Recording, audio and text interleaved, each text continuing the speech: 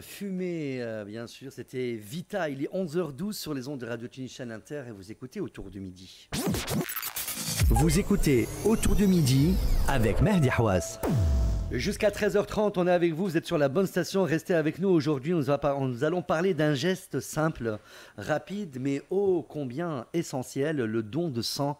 Un seul don peut sauver jusqu'à 3 vies et pourtant les besoins restent constants tout au long de l'année.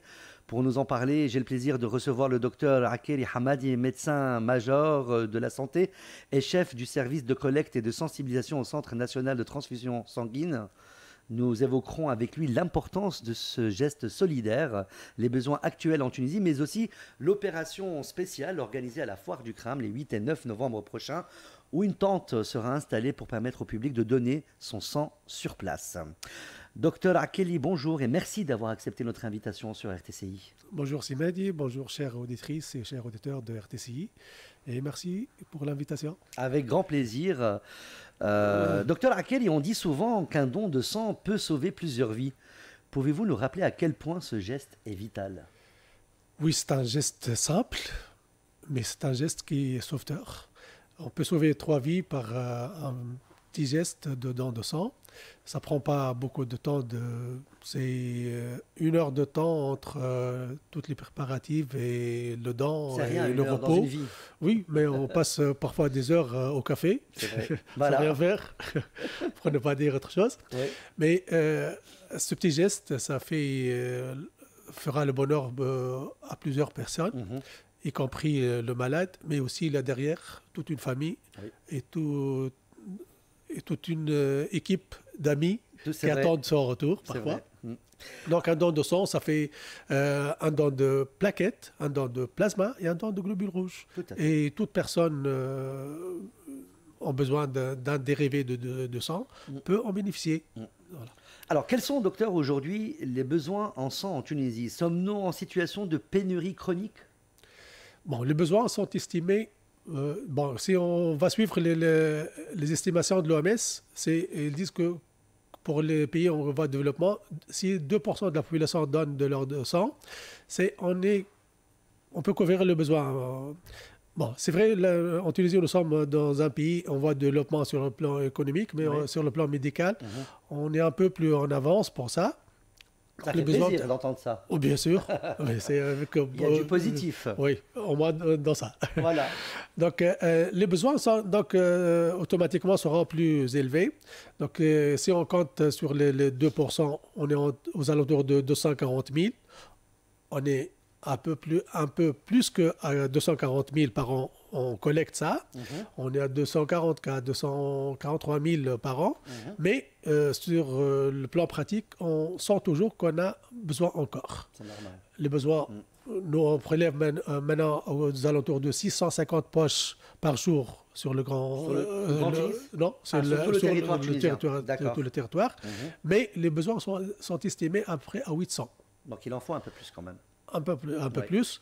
Si on les comptabilise sur le nombre de banques de sang et de centres de transfusion sanguine, ça fait un travail qui n'est pas colossal à acquérir tous les jours. Donc c'est faisable. 150, si on a 25 banques de sang et 5 centres régionaux et un centre national, c'est plus qu'une trentaine de...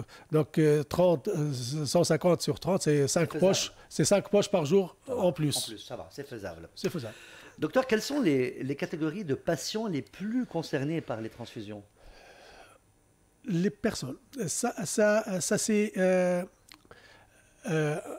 dépend de la nature des pathologies qui existent dans chaque pays. Nous, dans le bassin méditerranéen, on a une caractéristique spéciale, c'est les maladies de thalassémie. C'est la thalassémie, c'est une maladie du sang où les patients ont besoin d'être transfusés tout le temps. Tous les jours? Non, pas tous les jours, mais les besoins varient de toutes les semaines à tous les mois, à tous les 2 mois. Chaque personne a son rythme de besoin pour être transfusée. Mais on a un bon nombre de personnes qui portent cette anomalie dans leur hémoglobine. On a les insuffisants rénaux qui consomment régulièrement aussi des dérivés de sang. Et puis, mon papa est dans ce cas. Oui, Donc je sais très bien de quoi on parle. Oui. Donc il y a plusieurs papas et mamans qui sont dans des cas pareils, dans des états pareils. Donc il y a aussi les pathologies aiguës, les hémorragies, les accidents, les interventions chirurgicales lourdes. Et il y a aussi chose dont on doit être fier, c'est la transplantation d'organes. C'est vrai, on est très fiers de ça, oui. C'est vrai. Donc, et c'est une discipline très consommatrice de sang et de tous ses dérivés. Et aussi, on a la greffe de moelle osseuse. Oui. C'est aussi une discipline qui consomme énormément de dérivés sanguins. Donc, il y a aussi la gynéco-obstétrique, une femme qui vient accoucher, donner la vie, risque de perdre sa vie en faisant une hémorragie de délivrance et tout. Donc, ils ont besoin de ça. Ils ont besoin de ça. Alors, docteur, on va parler aussi, on va sensibiliser un peu et des conditions de don. Qui peut donner son sang? Y a-t-il des conditions particulières à respecter? Oui, le don de sang, c'est un acte qui est fait sous la responsabilité d'un médecin. Et qui dit la responsabilité d'un médecin, donc il y a des règles strictes à respecter. Donc, entre autres, toute personne âgée de 18 à 65 ans et en bonne santé ne risque rien de passer à faire un don de sang. Et elle va être vue par un médecin avant le don de sang. Donc, il faut éviter d'avoir une pathologie, de se présenter avec une pathologie chronique telle que le diabète mal équilibré, hypertension, coronaropathie, des accidents vasculaires cérébraux, un cancer. Ce sont des maladies qui ne tolèrent pas le don. Le VIH aussi. Le VIH et les maladies transmissibles par le sang. Voilà. Donc, ce sont des empêchements chroniques. Mais il y a des empêchements temporaires. Voilà. Avoir de la grippe, avoir de la fièvre. Ou avoir le Covid. Oui, il y a un certain moment qu'on est porteur. On ne doit pas passer pour le don de sang, mais après, on peut récupérer son statut de donneur. Alors, docteur, beaucoup de personnes hésitent encore à donner leur sang, parfois par peur ou par méconnaissance. Quelles sont les idées reçues que vous souhaitez combattre? La première idée qui fait le plus grand obstacle, c'est le peur. Ils ont peur. Peur de donner le sang, peur de tomber dans les pommes ou peur de... Il y a peur de tout.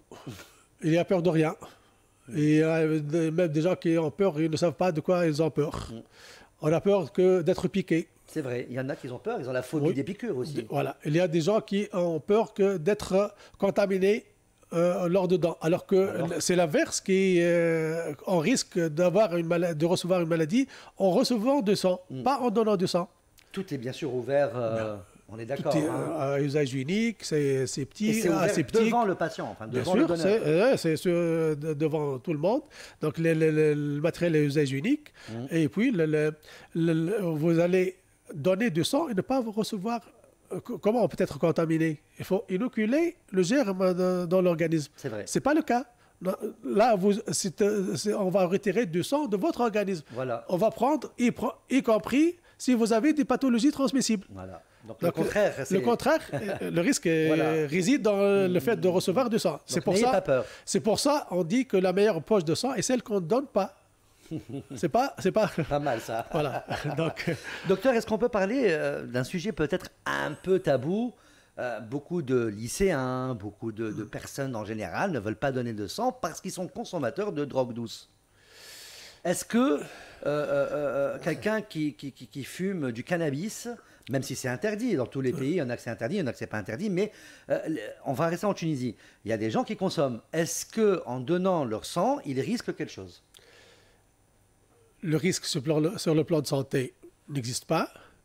Le risque sur le plan légal, ça, il existe. Il existe, mais nous ne sommes pas concernés par les déclarations des gens qui ont consommé. Vous êtes tenu par le secret médical. Et on ne cherche même pas à savoir.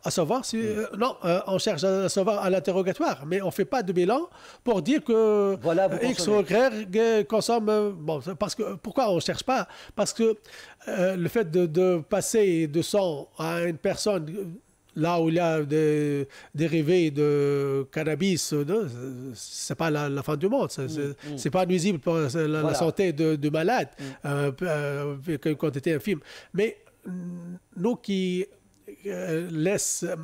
l'obstacle qui existe, c'est est-ce qu'on s'est limité à ça ou on est passé à autre chose. Le fait de passer à la consommation de drogue dure, là c'est dangereux. Et c'est la déclaration des donneurs et l'interrogatoire qui nous fait orienter. Est-ce que il a tendance à ça ou pas? S'il a tendance à ça, donc on les écarte. On ne prend pas. Ouais, on ne prend pas parce qu'il y a toujours le risque, si on s'injecte des drogues, oui. il y a toujours... Donc on est d'accord, on résume bien, docteur. Drogue dure, on ne prend pas. Drogue douce, on prend. Même si on le sait, c'est le secret médical. Donc, vous pouvez y aller. L'essentiel, c'est pas d'être... c'est d'être en bon état de conscience. Parce qu'on a besoin de votre consentement. Et votre consentement, on ne peut pas le prendre si vous n'êtes pas en bon état de conscience. Mais là, vous le dites haut et fort, on va le redire. Les personnes qui consomment des drogues douces, n'ayez pas peur, vous pouvez aller donner votre sang. C'est ça que je veux dire. Mais vous ne conseillez pas de continuer à prendre... non, là on passe sur un autre sujet. On ne conseille pas les gens de prendre de la drogue douce, on est d'accord. Mais ceux ou celles qui en consomment et qui veulent donner leur sang, vous pouvez. Oui, si vous n'avez pas consommé le jour même ou la veille, donc vous pouvez aller. Même si vous le savez, tout ça, vous êtes tenu par le secret médical. Bien sûr. Passons à autre chose. Comment se déroule concrètement un don de sang, docteur, du moment où l'on arrive jusqu'à la fin, du moment où l'on arrive et jusqu'à la fin du prélèvement? Comment ça se passe? Moi, je vais commencer par avant d'arriver. Avant d'arriver.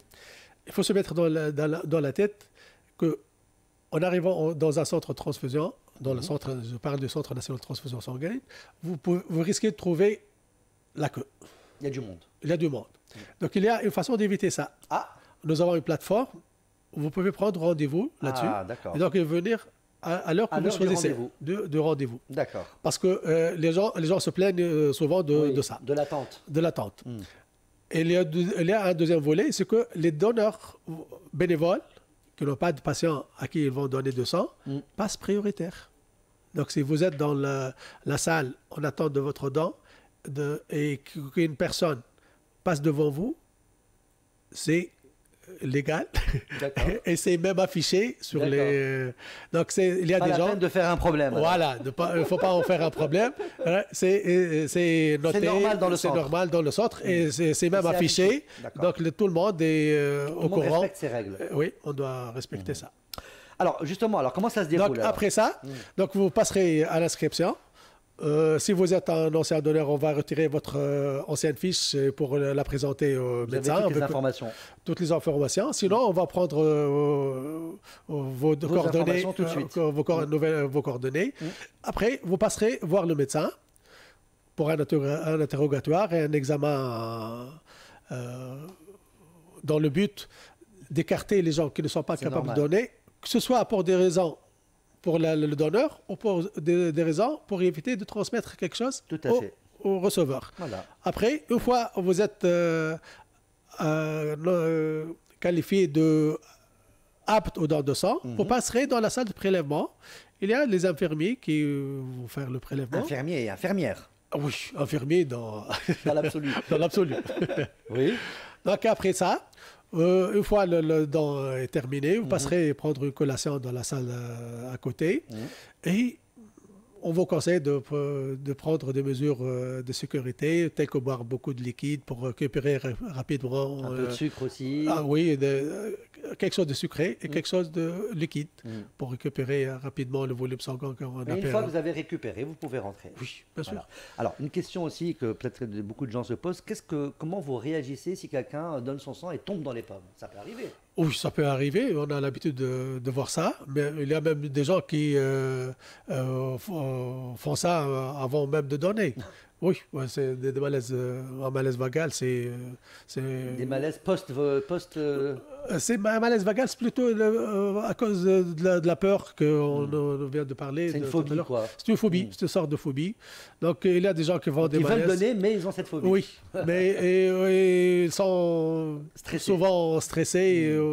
Donc ça arrive souvent pour les dons familiaux. Pour les dons volontaires et bénévoles, les gens sont déjà préparés, ils connaissent. Ils sont... Mais quand il y a un ami ou quelqu'un de la famille, quand on demande à la famille d'y aller, c'est là où il faut gérer. Mais vous savez gérer ça. Bien sûr, c'est gérable, c'est pas... Il y a des salles de repos peut-être ou... Même la chaise de prélèvement, elle est faite... C'est comme un fauteuil. Oui, elle est faite pour ça, donc on peut le mettre en position d'équilibre, on leur donne quelque chose et ils vont se remettre rapidement. Très bien. En tout cas, on remercie tous les donneurs, sans exception. On remercie le personnel du centre, bien sûr, les infirmiers, les infirmières, l'inscription, tout le personnel, parce que là, c'est vraiment, vous pouvez sauver des vies. Allez-y, quoi.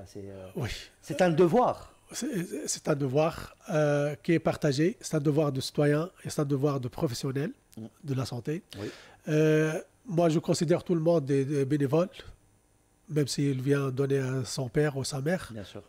Personne ne vous a obligé de le faire, mais c'est un sentiment humain d'avoir pensé à aider des autres. Et c'est toujours un don bénévole et volontaire. Et c'est une personne à respecter. Bien sûr. Parce que tout le monde ne fait pas ce geste. Oui, dommage. Dommage. On voudrait que tout le monde fasse ce geste. Mais donc, dans ce contexte, la personne qui tend le bras pour faire un don de sang, c'est une personne, pour moi, particulière. Tout à fait. Et on la remercie. Énormément. Alors, est-ce que le personnel du centre donne leur sang? Comme la population tunisienne. Donc, ils donnent. Est-ce que vous donnez votre sang? Quand l'occasion se présente. Vous donnez. Oui. D'accord, très bien. Comme tout le monde. Alors, on va passer aussi, on va parler un peu de l'action du week-end au Cram. C'est important aussi. Vous allez, alors comme ça que les gens savent, vous allez installer une tente à la foire du Cram les 8 et 9 novembre, le week-end du 8 et 9 novembre. Pouvez-vous nous en dire plus sur cette initiative? En fait, c'était une initiative de Rotary, Tunis.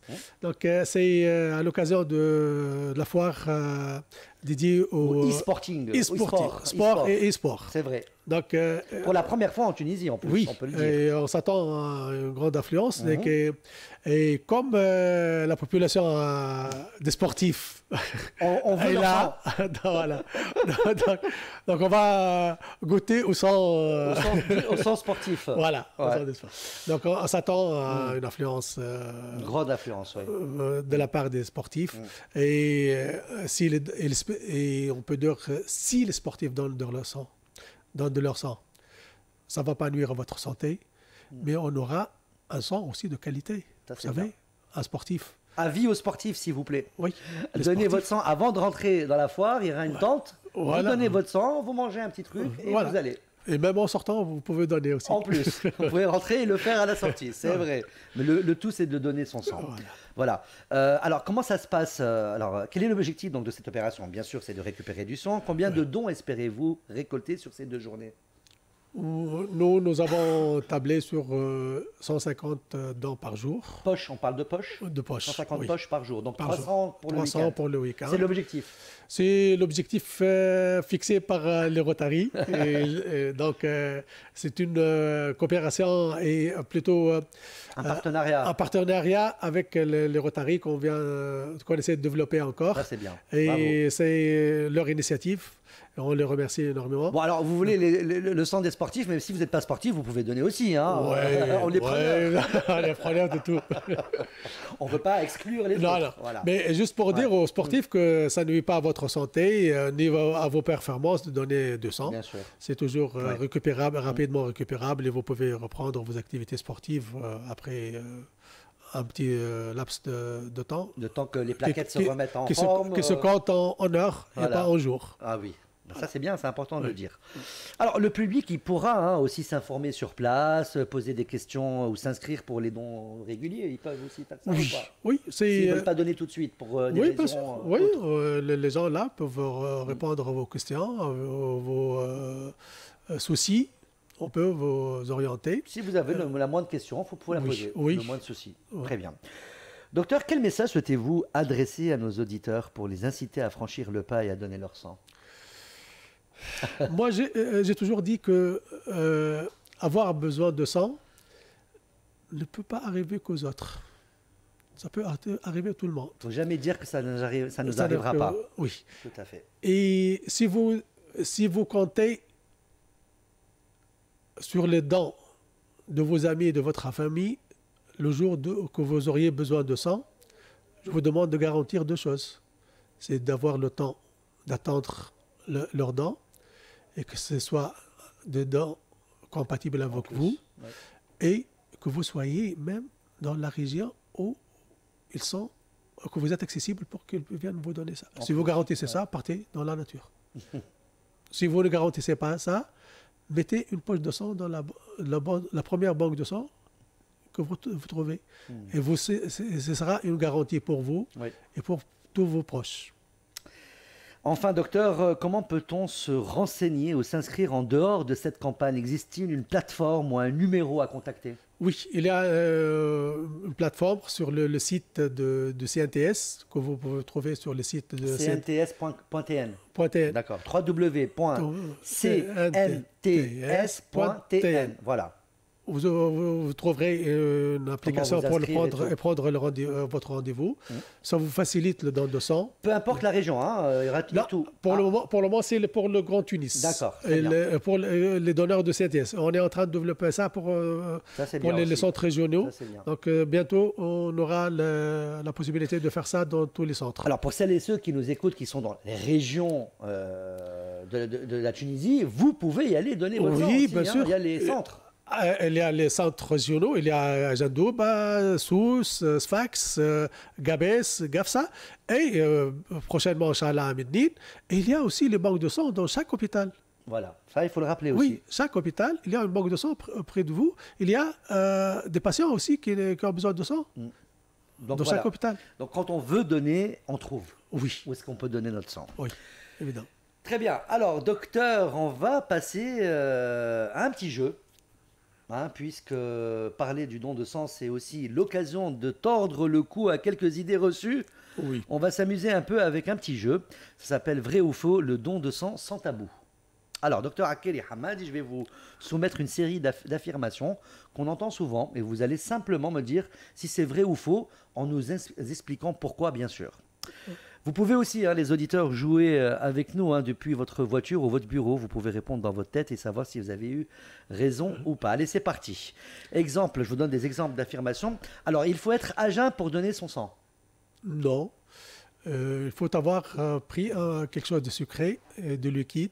Et il ne faut pas manger copieux. Voilà. On va manger un plat de mlokhaya avant de venir ou un couscous. Malgré que c'est bon. Pas le matin. Pas le matin, pas devant le matin. Alors, deuxièmement, on peut donner son sang même si on a un petit rhume. Si on a de la fièvre, c'est qu'on a une infection. Que ce soit une bactérie ou un virus, si on a de la fièvre, c'est qu'elle circule dans le sang. Donc non. Donc non. Un petit rhume, si on a de la fièvre, non. Si on a je pense qu'un petit rhume, non. Non. Il vaut mieux éviter quand même. Le don de sang dure moins de 10 minutes. Presque, parce que le don en lui-même. En lui-même. Après, il y a le préparatif avant, après. Voilà, c'est autre chose. Mais le don en lui-même, c'est aux alentours de 10 minutes. Ok. Alors, les femmes peuvent donner leur sang autant de fois que les hommes? Non. Les femmes peuvent donner seulement 3 fois par an. Les hommes en donnent 5 fois.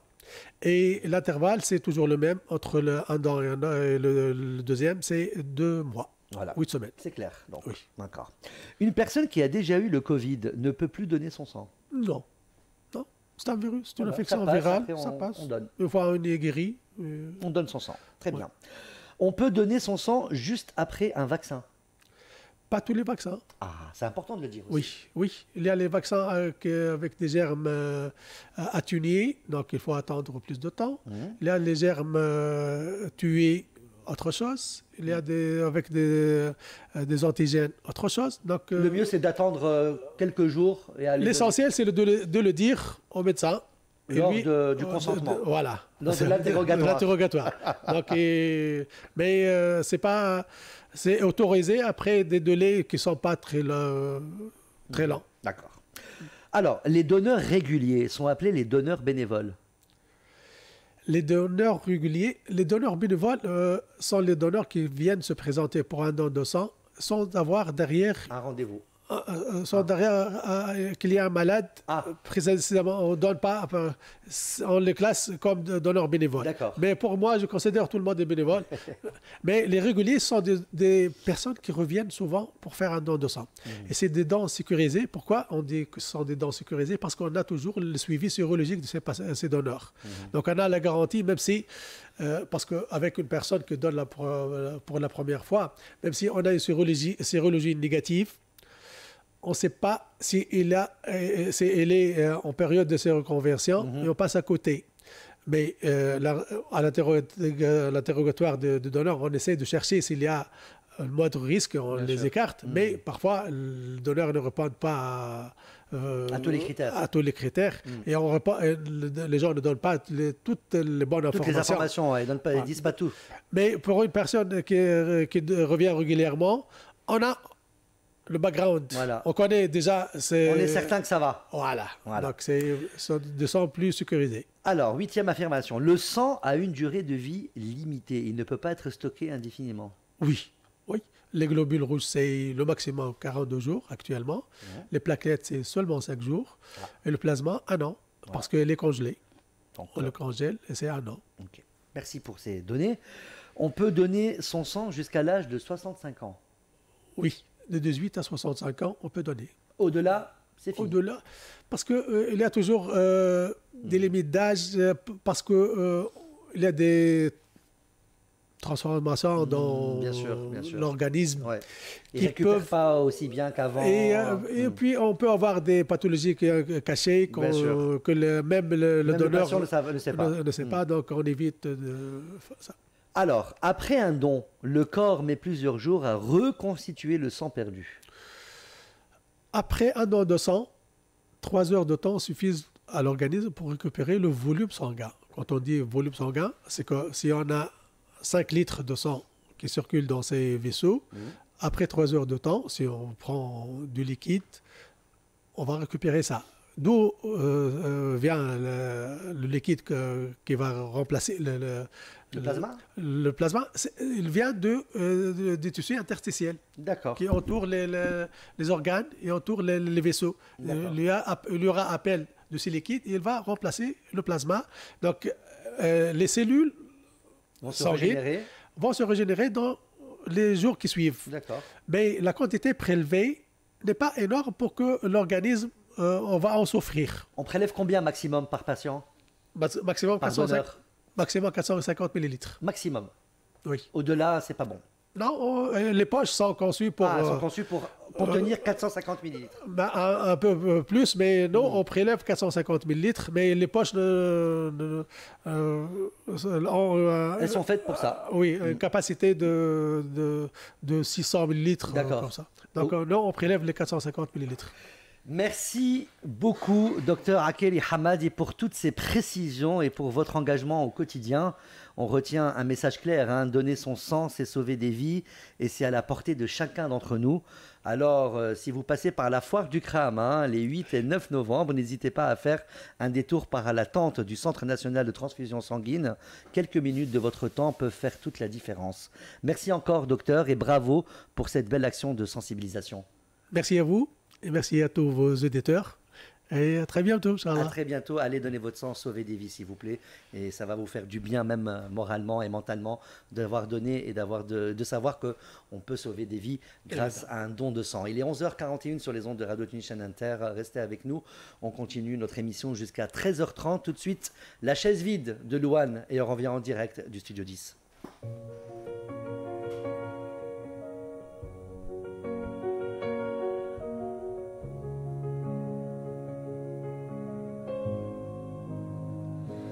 Maison à garder tes habitudes obstinées, ton manteau sur l'entrée que je n'ose pas bouger. Les bruits ont disparu, il n'y a qu'un grand